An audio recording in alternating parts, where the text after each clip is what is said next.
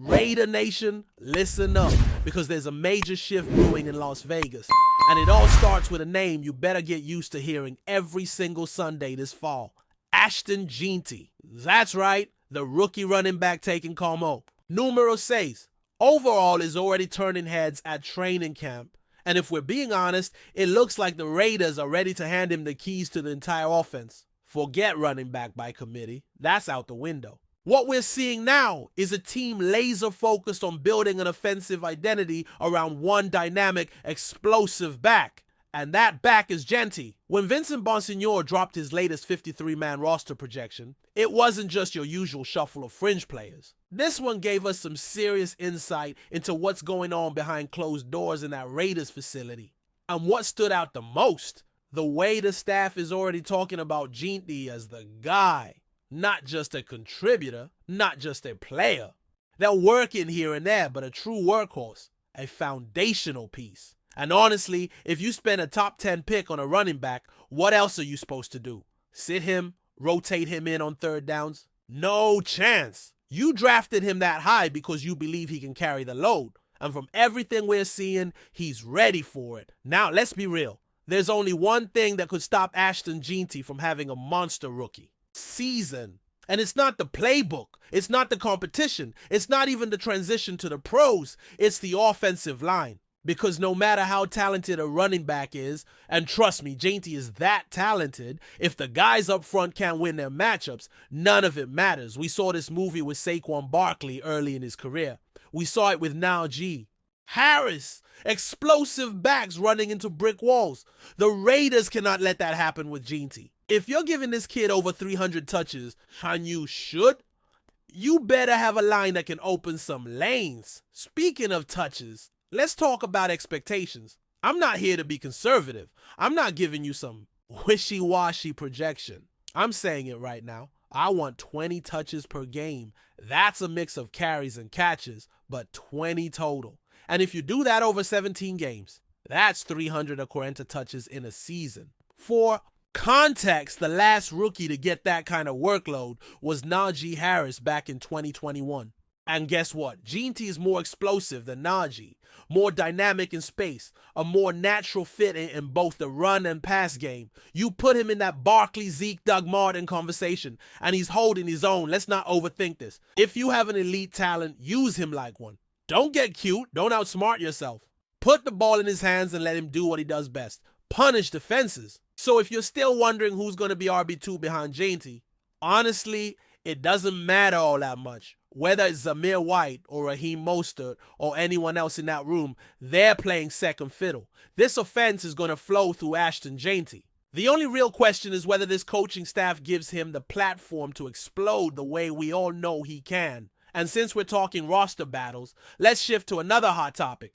Tommy Mellott versus Alex Bachman. Now this one's spicy. On paper, Bachman has the edge. He's older, more experienced, and further along in his development as a wide receiver. Mellott, meanwhile, is making the jump from college quarterback to NFL wideout. That's a massive transition. But here's the thing. Mellott might just have too much upside to risk losing. We've seen it before. A raw but explosive athlete gets waived, another team picks him up, and suddenly you're watching highlights of your former sixth rounder, scoring touchdowns in another uniform. According to Vinny B, this one could go either way. And honestly, I agree. It's a coin flip. But if I'm in that front office, I'm leaning toward keeping both. Why? Because Mellott is a long-term investment and Bachman helps you win now. This Raiders team and head coach Pete Carroll has been clear about this. Isn't trying to rebuild. They're trying to compete right away. Keeping a guy like Bachman, who can contribute on special teams and step in as a reliable slot receiver, just makes sense. But if roster spots get tight and it's truly one or the other, upside wins. You keep Mellott and hope you can develop him into something special over the next 2-3 seasons. But we can't ignore the elephant in the room.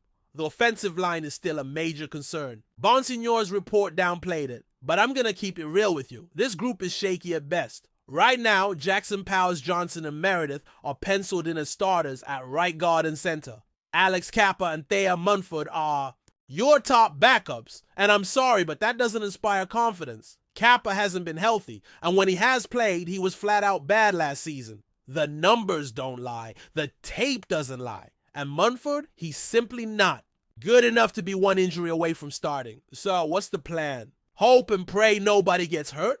That's not a strategy. That's negligence. You drafted a generational back at number 6 overall. You have an offense loaded with playmakers, Brock Bowers, Trey Tucker, Jacoby Myers, but none of it's going to work if your line can't protect and open holes. You had all offseason to fix this and you didn't. That's unacceptable. If I'm running this team, I'm on the phone yesterday with Dalton Reisner. If that doesn't work, I'm calling Brandon Scherf.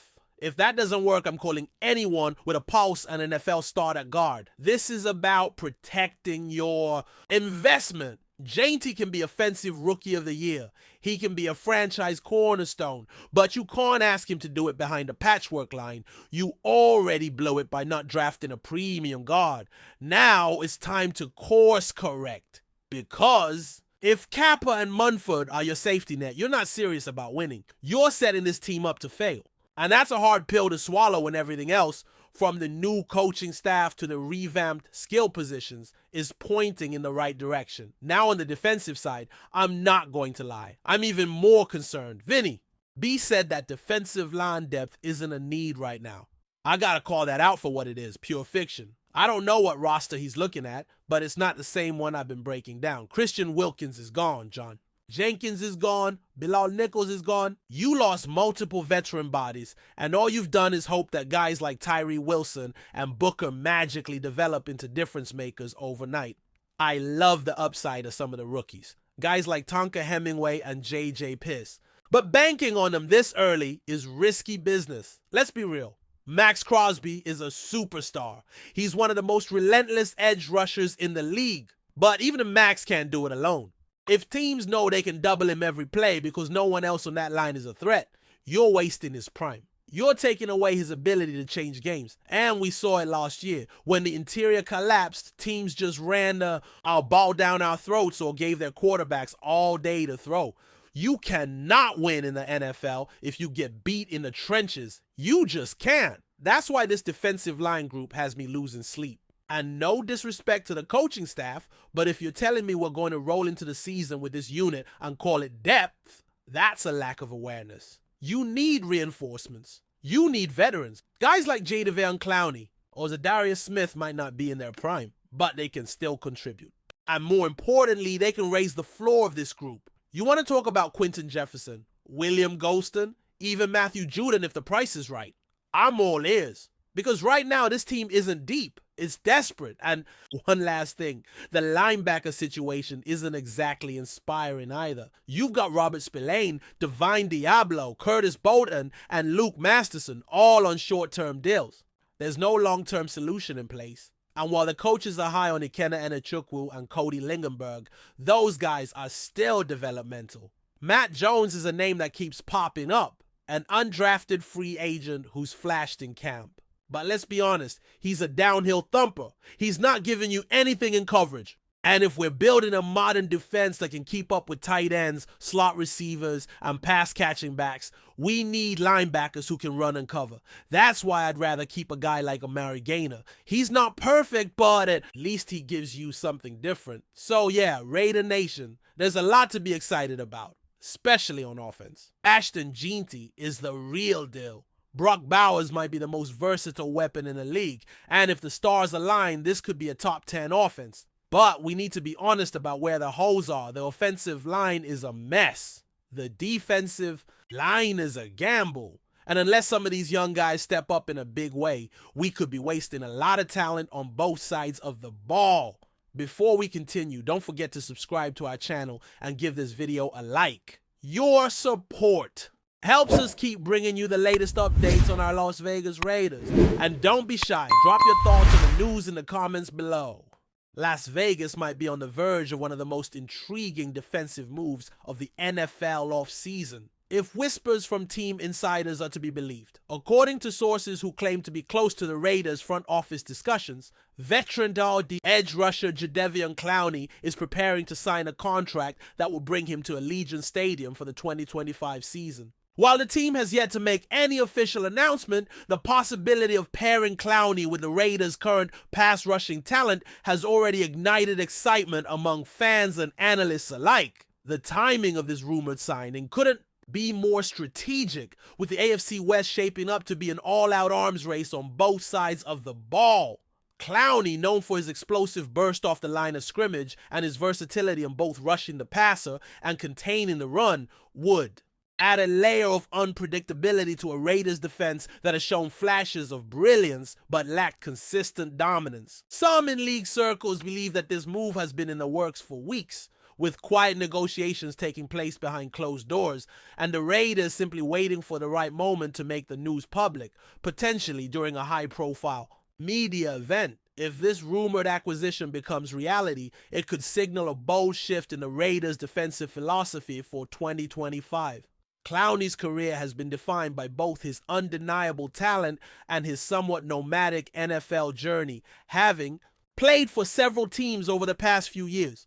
This pattern has fueled debates over his consistency, but there is no denying that when healthy and motivated, Clowney can be a game-changing force. Sources close to the player suggest that the appeal of joining Las Vegas extends beyond the football field, with the city's high-profile atmosphere and passionate fan base serving as strong draws. Additionally, the Raiders' defensive coordinator is believed to have had direct conversations with Clowney, outlining a scheme that would maximize his ability to disrupt opposing offenses. Some analysts speculate that Clowney could be used in creative blitz packages alongside star pass rusher Max Crosby, creating a nightmare scenario for opposing quarterbacks.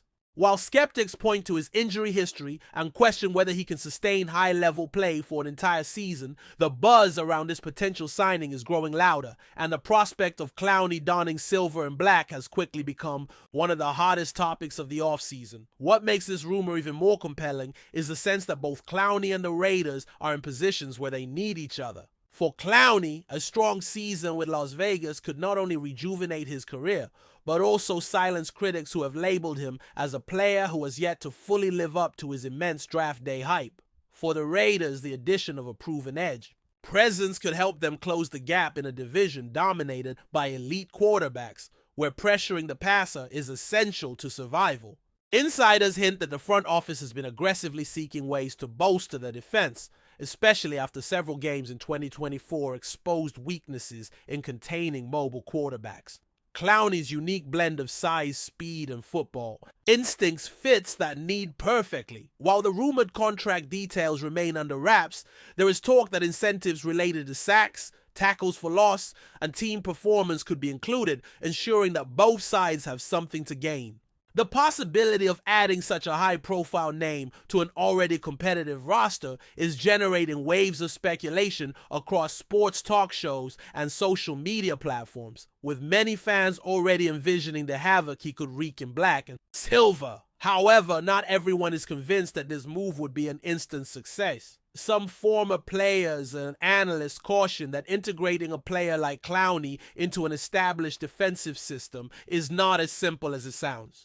Chemistry with the defensive line, understanding complex playbooks, and adapting to the unique game day environment of Las Vegas are all factors that could influence his performance. There is also the matter of durability. Clowney's career has been punctuated by periods of brilliance followed by frustrating absences due to injury. This unpredictability has led to cautious optimism rather than outright celebration among certain members of the Raiders faithful. Nonetheless, there is a palpable sense that the potential reward far outweighs the risk, especially given the high stakes in the AFC West. Even the mere rumor of his arrival has opponents reconsidering their offensive protection schemes, with offensive coordinators quietly acknowledging that game planning against Crosby and Clowney simultaneously would be a daunting task.